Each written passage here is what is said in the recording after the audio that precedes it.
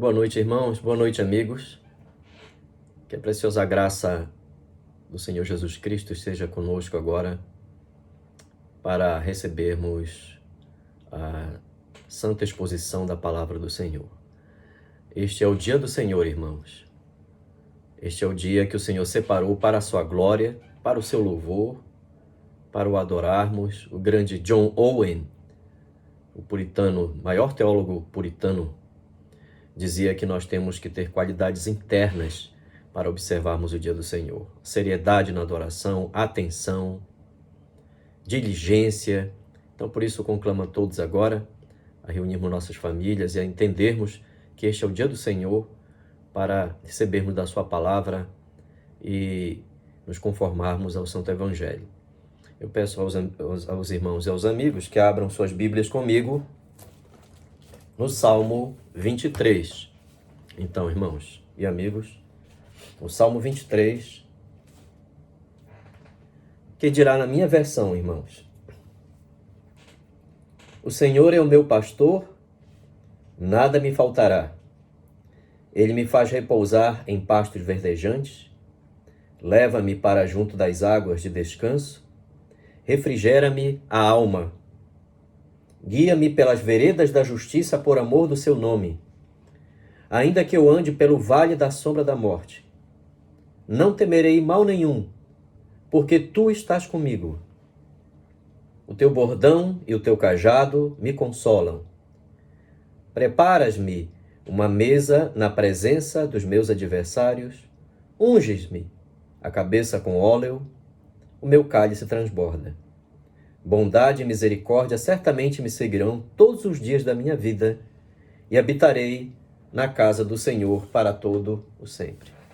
Amém.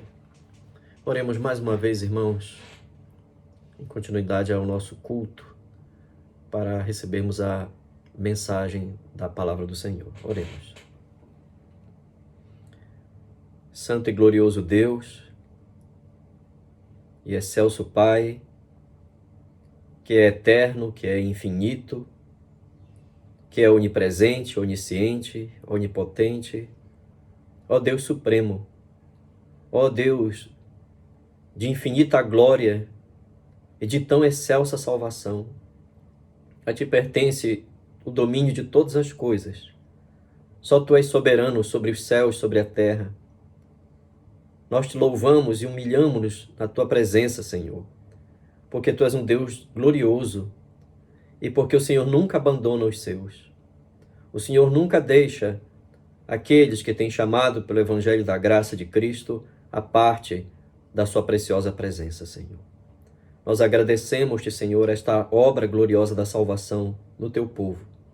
Louvamos-te, Senhor, por preservar os que são teus. E bendizemos-te, Senhor. E pedimos a ti e ao teu Santo Espírito, o Espírito que sempre está conosco, o bom Consolador, que nos conduza à verdade e de tal maneira possamos ser instruídos, aperfeiçoados, corrigidos, exortados, consolados. Se manifeste a nós, Senhor, a tua graça por meio da verdade, de tal maneira que saibamos da tua presença conosco, Senhor. Obrigado pela tua palavra. Obrigado, Senhor, por poder trazer-nos aqui. Perdoa os nossos pecados. Purifica-nos, Senhor, de tudo o que mais te desagrada em nossas vidas. E sustenta-nos, Senhor, por meio do precioso sangue de Cristo, a confiarmos na tua provisão, Senhor. Em o nome santo de Jesus. Amém, Senhor. Meus irmãos e meus amigos, durante a última exposição, nós estudamos uma das mais profundas afirmações da vitória cristã sobre o medo. E nós entendemos, então, o medo tal qual nós o experimentamos em nossa natureza decaída após a entrada do pecado em nossa existência, mas nós entendemos, sobretudo, que uma vez reconciliados com Deus, uma vez firmados no verdadeiro santo temor, que é o temor santo de Deus, em conhecê-lo e estar sob o seu governo da salvação, que nós devemos lançar fora todo medo. A fé verdadeira lança fora todo medo, conforme nós podemos ler na primeira epístola de João, no capítulo 4, verso 18. Irmãos, por favor, abram ali, onde nós leremos. No amor não existe medo. Antes, o perfeito amor lança fora o medo. Ora, o medo produz tormento. Logo, aquele que teme não é aperfeiçoado no amor. Nós podemos amar e reverenciar a Deus. Podemos ter amor e reverência por Deus, um santo temor. Mas nós não podemos aproximar-nos de Deus com amor e ao mesmo tempo viver com medo do seu castigo eterno. Meus irmãos, crentes verdadeiros precisam lançar fora todo medo. Porque o medo envolve a ideia, em relação a Deus, a ideia de castigo. E isso é totalmente contrário, completamente oposto à realidade daqueles que foram feitos filhos e filhas de Deus. Ora, meus irmãos e meus amigos, o medo é uma das consequências da queda, do pecado. O medo é contrário à fé salvadora. Pois bem, agora, todavia, o Salmo 23 nos introduzirá em um outro tremendo e excelso assunto. O Salmo 23 nos levará a entendermos algo sobre a experiência singular da presença de Deus. O salmista contrapõe exatamente toda a espécie de temor no vale da sombra da morte com a presença de Deus. Porque tu estás comigo. Não temerei mal nenhum, porque tu estás comigo. Contudo, exatamente este tema, a presença de Deus, é um dos temas mais confusos, mais desviantes de nossos dias. A própria religião de nossos dias, por afastar-se do ensino bíblico sobre a presença de Deus, reduziu este tema a meras experiências humanas. Por causa disto, irmãos, nada é mais importante do que tentarmos nesta noite entendermos realmente o que Davi pretende dizer quando, no meio do vale da sombra da morte, se ele tivesse que passar, ele diz: não temerei mal nenhum, porque tu estás comigo. A presença de Deus com ele. E com toda certeza, irmãos e amigos, esta é a principal questão das nossas vidas. Deus está conosco?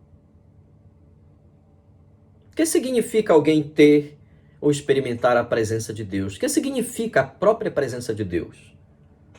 Como podemos entender o que seja a presença de Deus? O que significa que Deus está presente com alguém? Mas dada a gravidade deste assunto, então, um elemento crucial para nós, um método crucial para nós adentrarmos este assunto sobre a presença de Deus, afirmada no Salmo 23, verso 4, é começarmos pelo elemento negativo. Exatamente, entendemos o que não significa a presença de Deus, conforme nos ensina o Salmo 23, verso 4. O que não significa a expressão porque tu estás comigo. Então, eu quero colocar aqui os elementos negativos, meus irmãos, do que isto não significa. Em primeiro lugar, porque tu estás comigo, não é o mesmo que experimentar a presença de Deus em termos de sua onipresença. A onipresença é o atributo relacionado à infinitude de Deus, à imensidão de Deus. Mas aqui no Salmo 23, a presença de Deus não tem a ver aqui tão somente com onipresença. Ou seja, onipresença é o fato de Deus ser Deus, de Deus estar em todos os lugares. Não há lugar onde Deus não possa estar. E eu não pretendo aqui, nesta exposição, afirmar que todos compreendem o atributo da infinitude de Deus, o atributo da imensidão de Deus, sua onipresença no tempo e no espaço, que não há momento e lugar onde Deus não habite. Não. Porém, eu quero entender aqui que muitos estão confundindo a ideia da onipresença de Deus com as suas vidas pecaminosas. Mais e mais pessoas afastadas de uma verdadeira comunhão com o Evangelho confundem a ideia da presença de Deus com todos os lugares que frequentam, confundem essa ideia de Deus com o estado de vida em que elas se encontram, o tipo de vida que levam. Por pior que seja a sua condição pecaminosa, por piores que sejam os lugares que elas frequentam, sempre nós as estamos ouvindo dizer: Deus está comigo.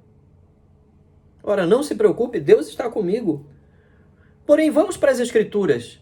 As Escrituras, meus irmãos, nas Escrituras, embora Deus esteja em todo lugar, Deus não está no mesmo sentido, na mesma condição naquele lugar.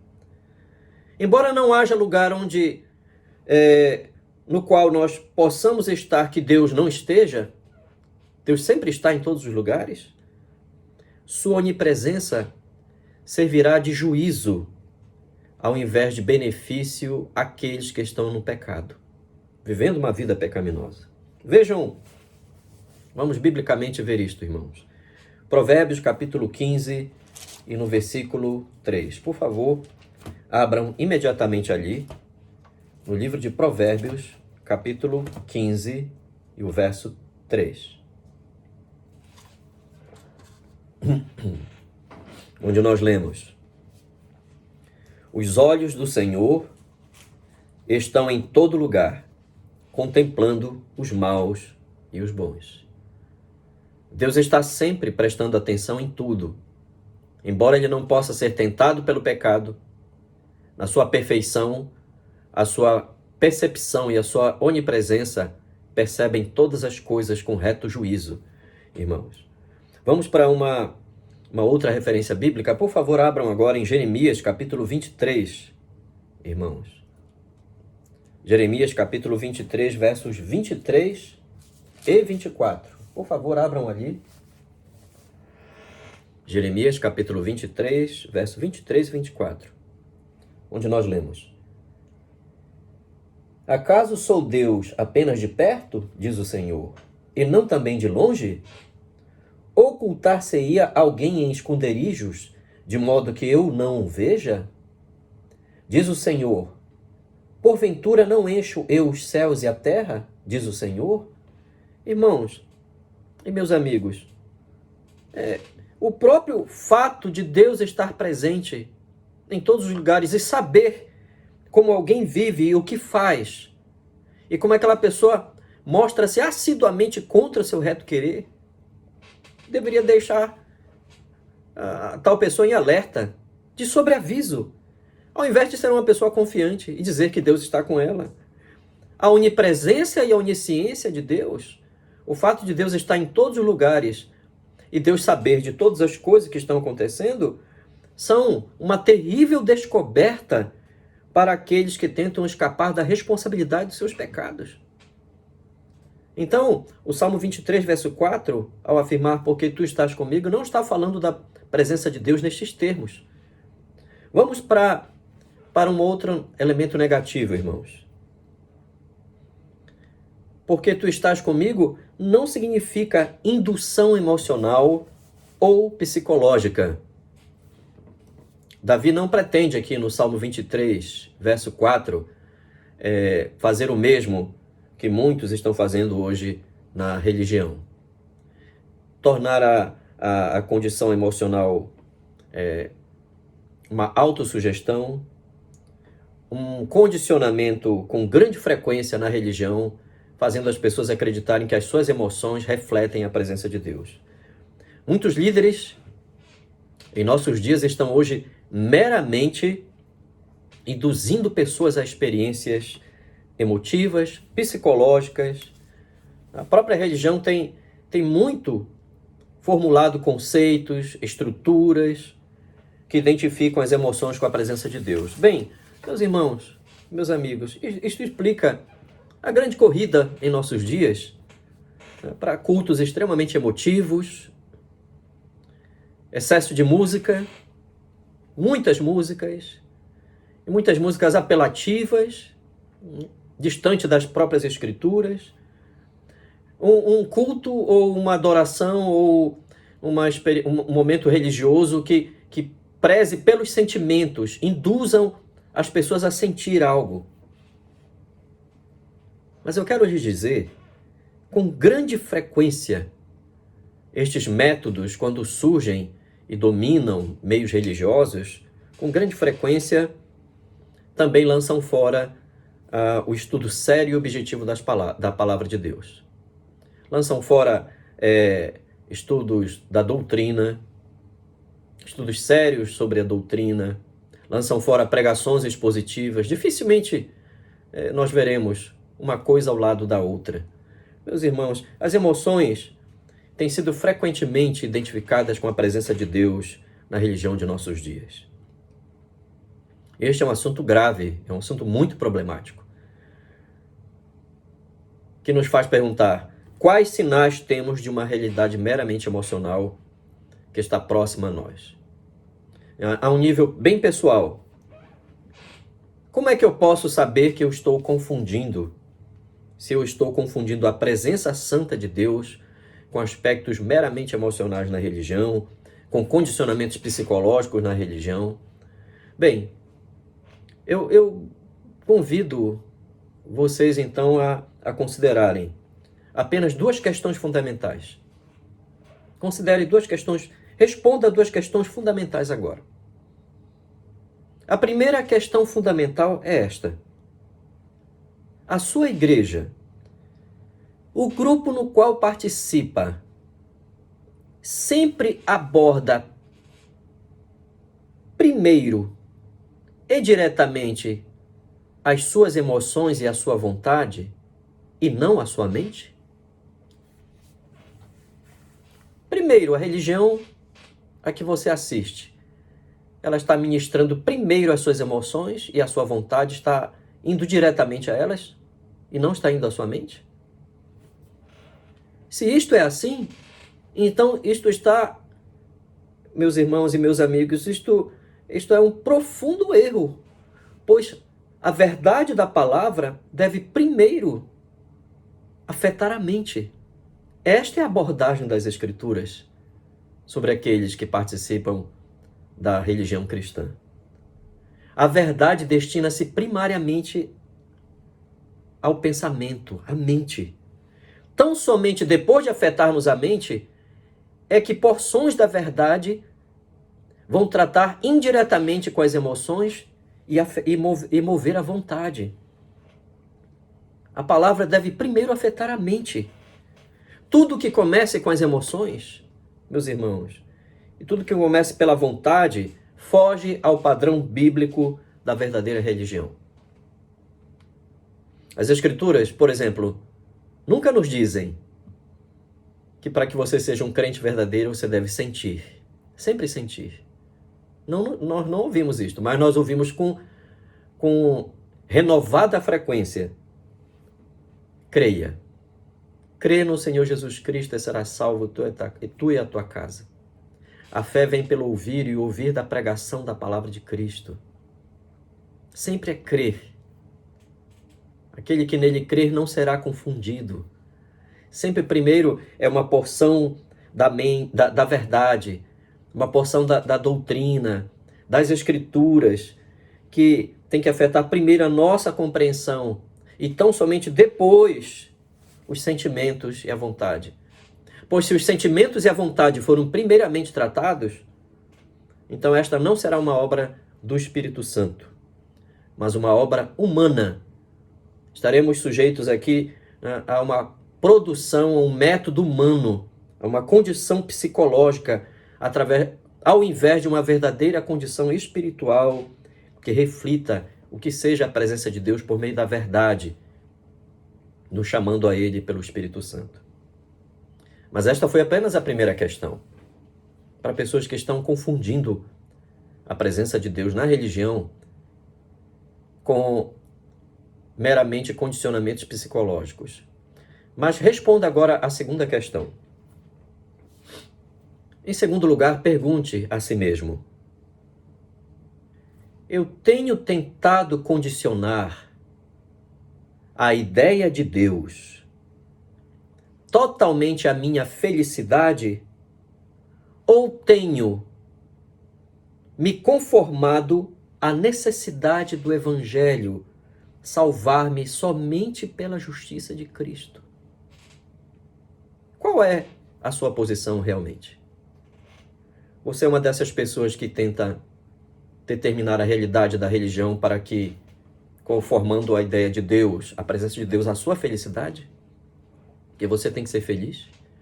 Ou, por outro lado, você está se conformando tão somente ao que o Evangelho diz, que é a justiça de Cristo que nos salva pela fé? E eu pergunto mais, qual dentre essas duas posturas, olhe novamente em sua Bíblia, qual dessas duas posturas podemos dizer, que eu agora há pouco falei, podemos dizer que foi a postura do salmista Davi no Salmo 23. Ainda que eu ande pelo vale da sombra da morte, não temerei mal nenhum, porque tu estás comigo. Eu pergunto a vocês, ele parece ser alguém condicionado às suas emoções? Alguém que apenas queria ser feliz, está lamentando porque não é feliz naquele vale? Que tudo deve se reduzir a ele? Que todas as coisas, inclusive Deus, deve se conformar a ele? Ou, por outro lado, nós estamos vendo aqui alguém que é mais definido por uma relação pessoal com Deus que salva, que o está conduzindo e que o colocou na sua presença novamente, que o sustentará, não importa o que ele venha passar, desde que ele esteja vivendo sempre na vontade dele.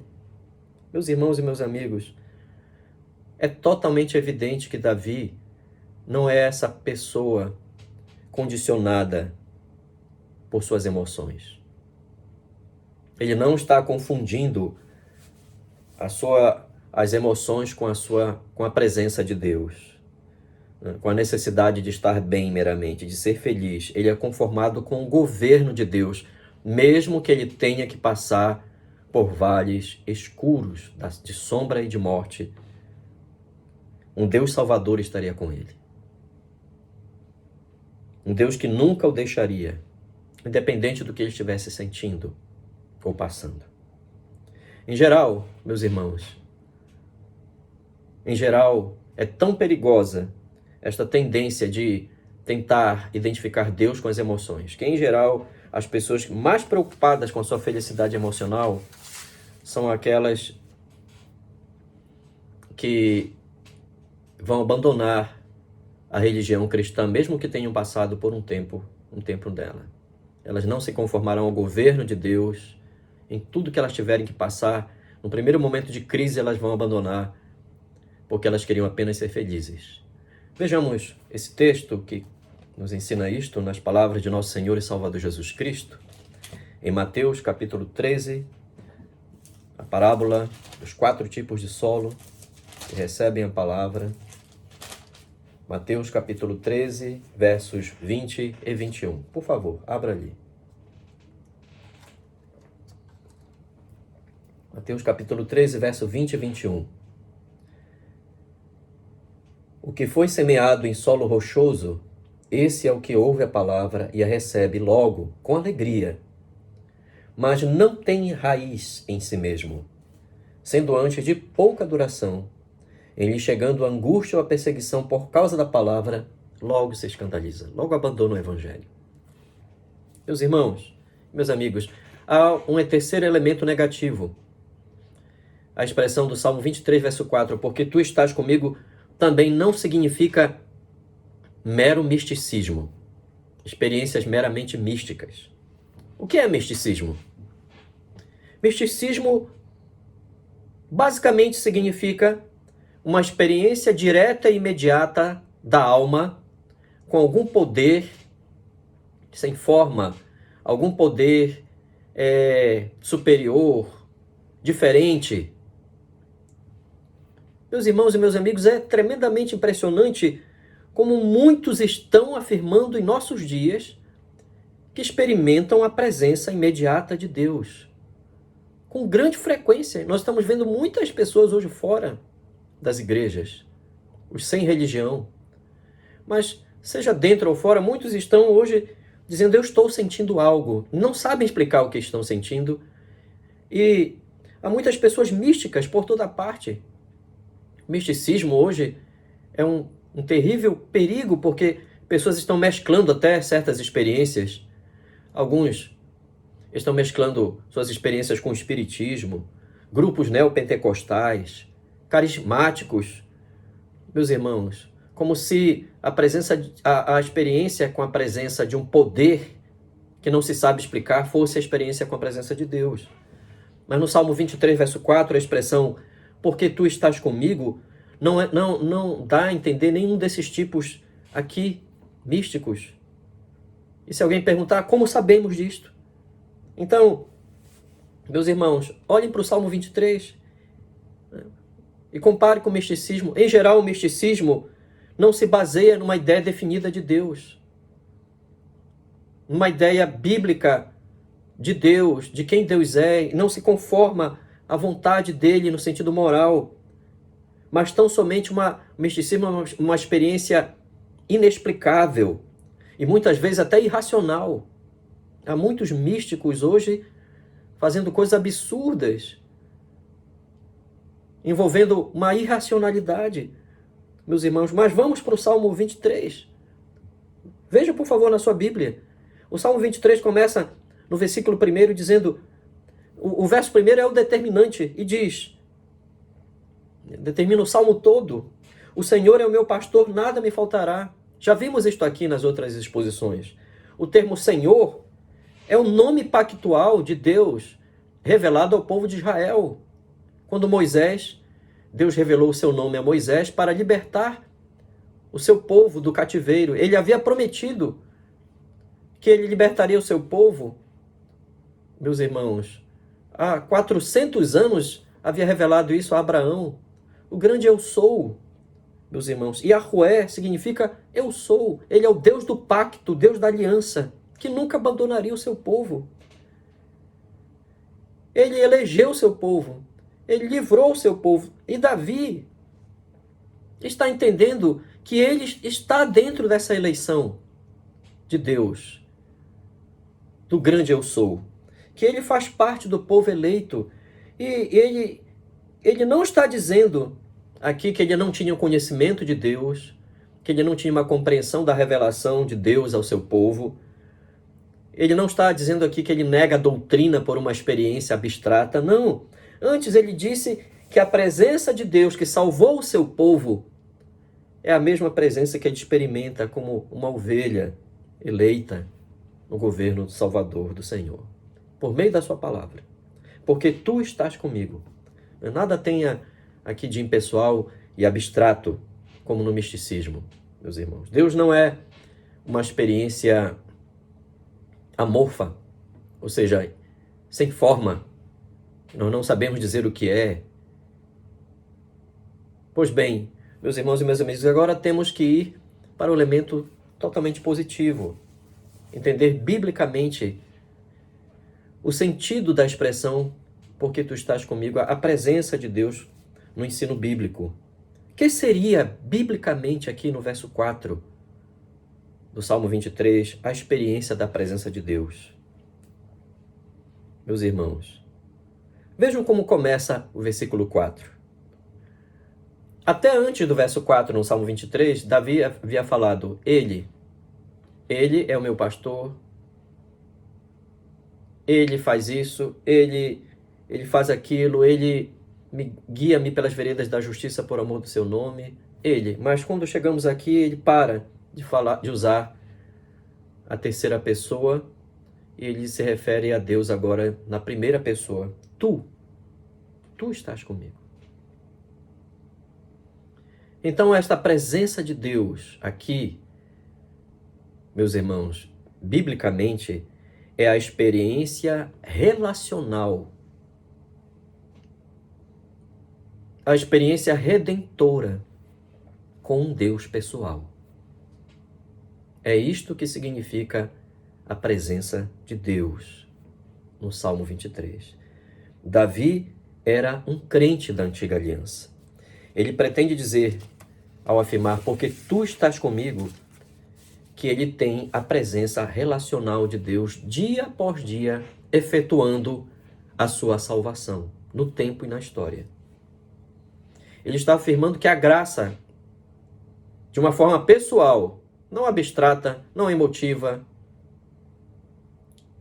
não mística, mas que a graça estava se mostrando de forma pessoal e salvadora, que Deus estava operando a sua salvação, mesmo em tempos de perigo, em tempos perigosos. Meus irmãos, dito de outra forma até mais direta, a experiência da presença de Deus é a segurança, é o firme fundamento daqueles que foram chamados pelo Evangelho da salvação. Meus irmãos e meus amigos, ninguém alcança a presença de Deus.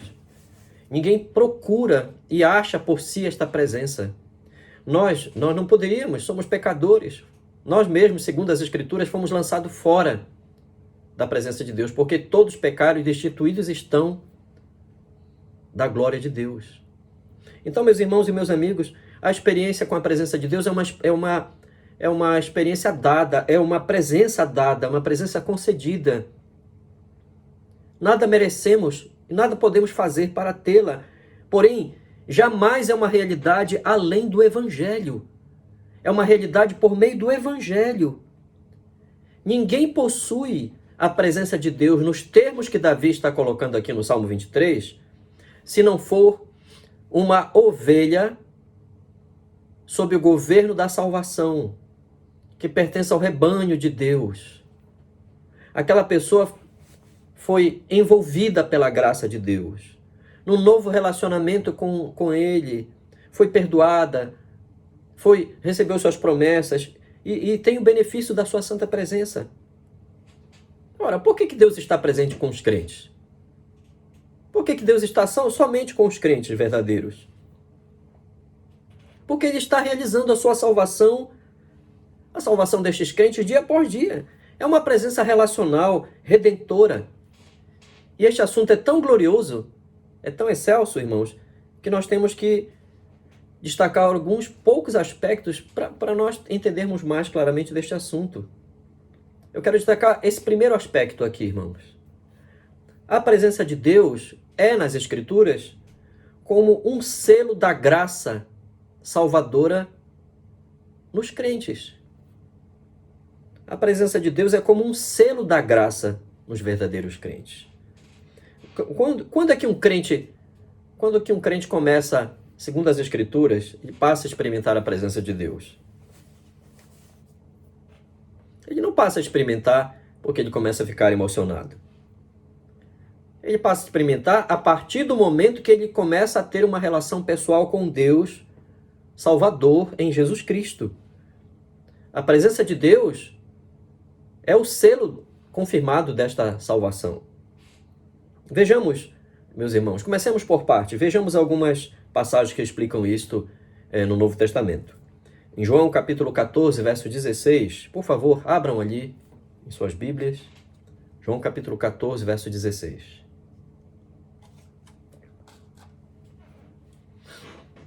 João capítulo 14 e o verso 16, onde nós lemos, irmãos. E eu rogarei ao Pai, e ele vos dará outro Consolador, para que fique para sempre convosco.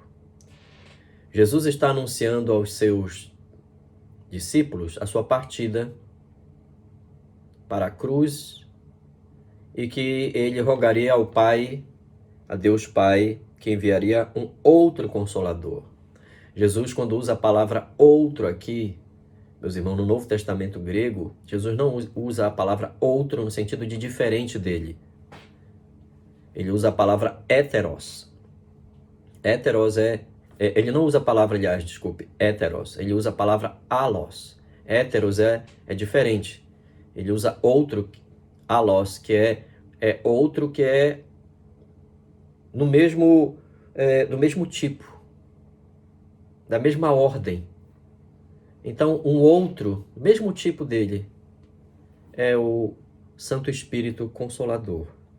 É o Espírito de Deus que vem para habitar, manifestar a presença de Deus nos salvos, são chamados pelo Evangelho. E olhem a palavra Consolador. Vem do grego também, parácletos. Parácletos, duas expressões, chamado para estar ao lado de alguém. O Espírito Santo foi enviado para estar sempre ao lado para manifestar, né, aquilo que Cristo sempre fez pelos seus enquanto esteve neste mundo. Cristo, como bom pastor, era protetor, ele protegia os seus discípulos. Cristo era confortador. Cristo ensinava os seus, sempre os conduzia à palavra. Pois bem, este outro, que é do mesmo tipo, mesma ordem, glória a Deus, este outro consolador, este outro que está ao lado para sempre do crente, ele está revelando exatamente Jesus Cristo, a presença de Cristo com o crente. Mas ainda não respondemos à questão: como se dá a presença do Espírito de Deus? A presença de Deus através do Espírito Santo no crente. Quando o crente ouve o Evangelho, arrepende-se e crê em sua oferta de salvação. Leiamos agora, por favor, Efésios, a carta de Paulo aos crentes de Éfeso. Efésios capítulo... Por favor, Efésios capítulo 1 e o verso 13, irmãos. Efésios capítulo 1 e o verso 13, onde nós lemos: em quem também vós, depois que ouvistes a palavra da verdade, o evangelho da vossa salvação, tendo nele também crido, fostes selados com o Espírito da promessa. Que coisa maravilhosa, meus irmãos. No momento da conversão genuína de um pecador que crê no evangelho, arrependendo-se, crendo no evangelho, recebe o selo da santa presença do Espírito de Cristo e nunca estará só nesta vida em hipótese alguma, em momento algum. Esta presença viva do Espírito Santo comunica aos salvos tudo o que Cristo conquistou no Calvário, tudo o que Cristo conquistou na ressurreição, as promessas da graça salvadora.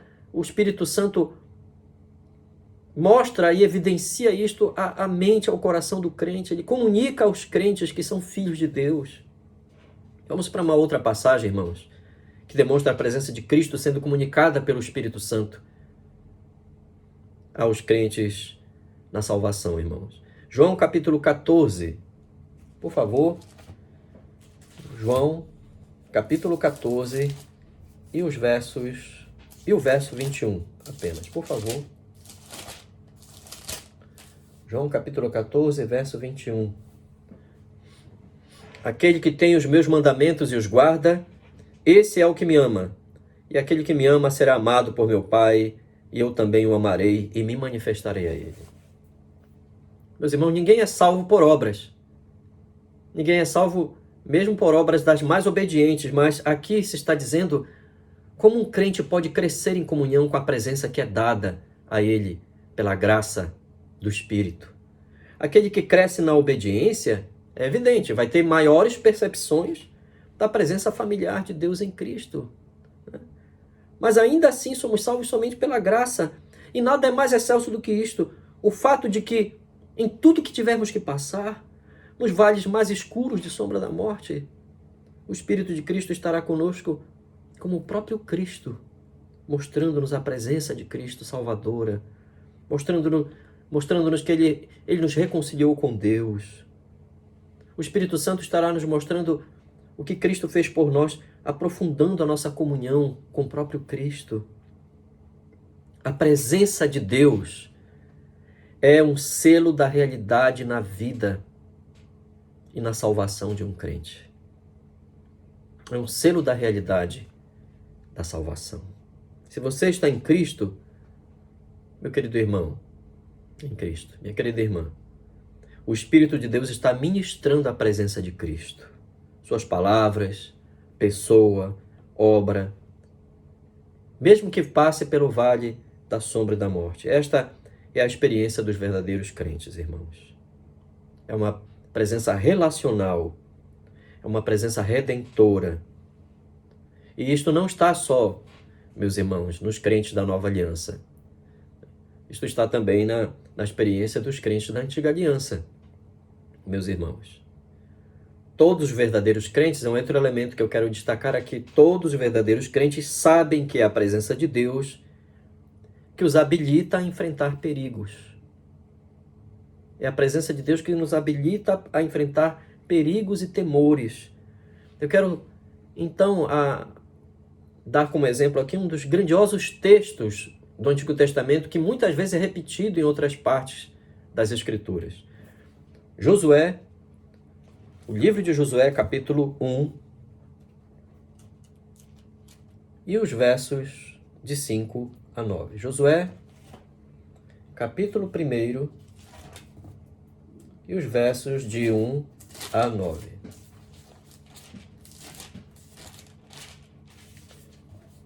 Capítulo 1, verso de 5 a 9, desculpem. Diz assim, irmãos: Ninguém te poderá resistir todos os dias da tua vida. Como fui com Moisés, assim serei contigo. Não te deixarei, nem te desampararei. Sê forte e corajoso, porque tu farás este povo herdar a terra que sob juramento prometi dar a seus pais. Tão somente ser forte e muito corajoso, para teres o cuidado de fazer segundo toda a lei que meu servo Moisés te ordenou. Dela não te desvies, nem para a direita nem para a esquerda, para que sejas bem-sucedido por onde quer que andares.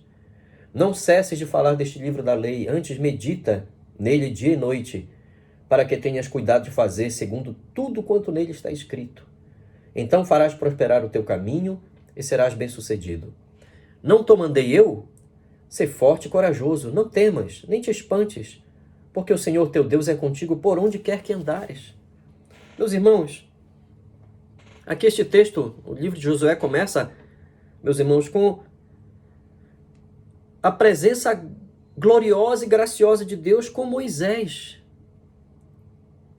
E agora Josué está entendendo que o que faz ter a grande diferença é a presença de Deus. Josué aqui é instado por Deus a parar de comparar-se com Moisés. Ele tem de parar de olhar para si e comparar-se com Moisés.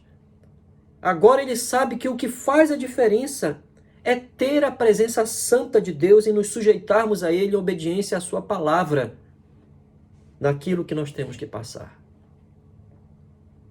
A própria obediência, irmãos, mesmo nas tarefas mais difíceis que Deus nos permitir realizar, é o modo mais maravilhoso de confirmar que estamos vivendo na presença de Deus. Ser obedientes, por mais que tudo seja tão difícil, impossível aos nossos olhos humanos. Porque Deus nos ordenou que vivêssemos assim e avançássemos porque Ele estaria conosco. Esta é a grande diferença de enfrentar grandes desafios e grandes perigos. Mas eu quero terminar a exposição de hoje entendendo de forma prática como ordenar a nós mesmos com relação à presença de Deus. Neste assunto tão importante, tão central. Como ordenar a nós mesmos quanto à presença de Deus? Eu tenho duas coisas apenas a falar, duas aplicações. A primeira se dirigirá àqueles que professam o Evangelho e afirmam já estar em Cristo. Na segunda aplicação, me dirigirei então àqueles que estão fora do Evangelho e ainda não se confiaram a Cristo. Em primeiro lugar, aqueles que professam fé em Cristo. Digo a todos vocês, acima de todas as coisas, que o nosso zelo seja a confirmação de que nós estamos em aliança com Deus por meio do Evangelho de Cristo. Repetir novamente. Acima de todas as coisas, para nós que afirmamos que estamos em Cristo, acima de todas as coisas, que o nosso zelo seja a confirmação de que estamos em aliança com Deus por meio do Evangelho de Jesus Cristo. Acima de todas as coisas. Vamos nos preocupar com isto. Davi, irmãos, estava se referindo ao governo da salvação quando escreveu, inspirado pelo Espírito Santo, o Salmo 23. O Senhor é o meu pastor, nada me faltará. Passamos pelo verso 3, onde ele diz: Ele guia-me pelas veredas da justiça. Ele está submisso a Deus, ele sabe que a presença de Deus estaria com ele, ele se submete a esta presença e ele sabe que nada lhe faltará na angústia, no vale da sombra da morte. É uma presença relacional. Deus é fiel ao seu propósito de salvar-nos. A presença de Deus é relacional, é redentora. É uma presença que está nos conduzindo dia após dia na salvação. Nunca se apartará de nós. Qual deve ser o nosso grande zelo, então? Perseverar na fé. Como alguém que está unido a Cristo, que nunca pode apartar-se dele, ser separado dele. Pois o próprio Senhor Jesus Cristo jamais se afastará de nós. Ó, meus irmãos, jamais deixará de manifestar-se a nós. Ele lhe dará, no momento certo, a consciência da sua presença. Ele nunca muda. Ele vê o seu Espírito Santo para conformar a nossa vida à sua presença, a estarmos juntos com ele. Se Cristo é realmente o nosso bom pastor, nem mesmo os piores momentos podem, meus irmãos, apagar o deleite de tudo que ele fez por nós, de tudo que ele operou em nossa salvação. Eu não quero aqui reduzir ou ser insensível com as contingências, com as coisas que nós passamos. Angústias são coisas desgastantes. Os perigos que dão medo a qualquer pessoa. As tristezas, um momento após o outro, vão atormentar-nos. Mas se você está em Cristo, se você realmente pertence ao governo da salvação e Cristo é o seu Salvador e Senhor, considere mesmo nos piores momentos da sua vida, os momentos mais difíceis, considere nestes momentos apenas isto. O que é mais importante, o que tem sido mais importante do que ter o Senhor Jesus Cristo junto a nós. O que é mais importante do que ter Jesus junto a nós? Certo grande teólogo reformado disse uma certa vez: o que Cristo realizou pelos pecadores que pertencem a Ele foi para que eles experimentassem um relacionamento pessoal face a face, como um noivo está diante da noiva. A igreja verdadeira, a igreja dos salvos, a igreja invisível dos eleitos, é a igreja que é a noiva de Cristo, está face a face com Cristo. Cristo nunca deixará de estar face a face conosco, não importa o momento que nós passemos, irmãos. Ele nunca nos deixará. Ele é o mesmo ontem, hoje, eternamente. Agora dirijo-me, na segunda aplicação, àqueles que não estão em Cristo. E preciso, meu amigo e minha amiga, preciso lhes dizer: parem de enganar a si mesmos. Vocês não possuem a presença de Deus. Deus não reside num coração que não se arrependeu, não passou a odiar os seus pecados e se apartar dele com uma coisa mais odiosa diante de Deus. Deus não habita e não está presente com alguém que não se confiou a Cristo, dependendo tão somente do plano que ele mesmo fez em seu Filho para a salvação. A prova disto, irmãos, uma das provas, meus amigos, é o texto de João, capítulo 14, que nós já lemos hoje, verso 17. Peço que abram, por favor, ali, João, capítulo 14, e o verso 17, onde nós lemos: Cristo daria o Espírito, a presença, sua própria presença, àqueles que estão no Evangelho, mas ele diz no verso 17: o Espírito da verdade que o mundo não pode receber, porque não o vê, nem o conhece, vós o conheceis, porque ele habita convosco e estará em vós. Aqueles que estão fora do Evangelho não podem compreender nada das coisas de Deus. Não podem receber e entender o que seja a presença de Deus. Cristo não pode ser o nosso pastor à parte da nossa vida. Ao contrário, ele é um Salvador que lhe reconciliará com Deus. Ele apagará os seus pecados. Ele lhe dará uma nova comunhão com Deus Pai, como um pecador redimido pelo seu sangue. Pois bem, meu amigo, não entenda a presença de Deus fora das Sagradas Escrituras. Não entenda o que seja a presença de Deus fora da palavra de Deus. Volte-se para o Evangelho. Se o Evangelho está lhe chamando para que se arrependa e creia, entenda, o Senhor o está chamando para lhe dar o selo da sua presença salvadora por meio de Cristo, através do seu Espírito. Uma presença relacional, redentora, é uma relação verdadeira, dia após dia. O Senhor Jesus Cristo nunca nos deixará, nunca nos abandonará. Em Hebreus capítulo 3, verso 5, nós vemos que é dita à igreja do Novo Testamento o mesmo que foi dito a Josué: nunca te deixarei, nunca jamais te desampararei. A relação de Deus com aqueles que se arrependem, vêm por meio da fé a Cristo, é uma presença relacional, redentora. O afastará dos seus pecados e o trará para estar diante dele, reconciliado pela justiça de Cristo somente. Arrependa-se, creia. Este é o Evangelho da salvação. Que o Senhor nos abençoe. Convido-lhe a orar. Convido agora a fecharmos nossos olhos e clamarmos por salvação, mas também aos santos para permanecerem fiéis à perseverança de uma aliança com Deus em Cristo. Oremos ao Senhor. Santo e eterno Deus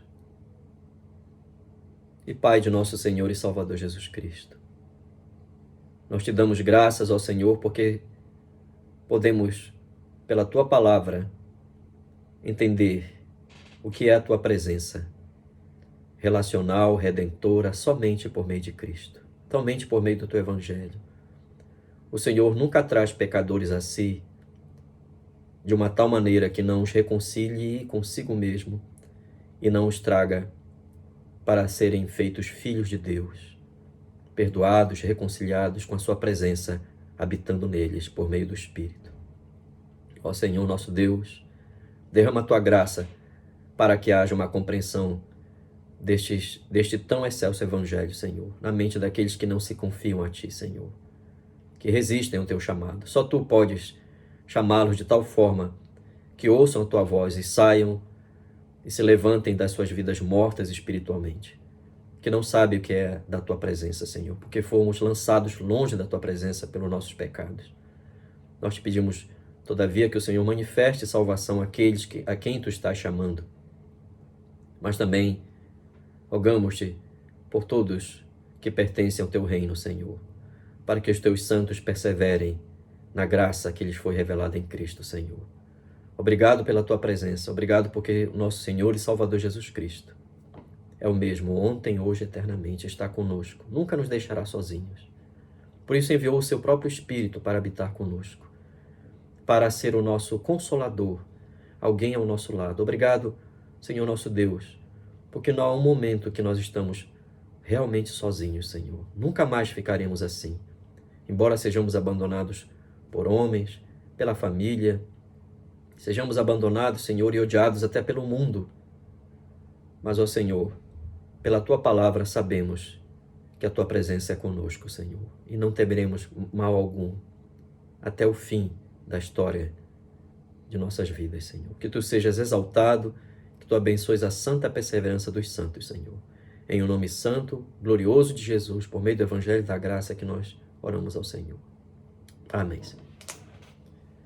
Que o Senhor nos abençoe, que o Senhor nos firme, meus irmãos e meus amigos. Amém.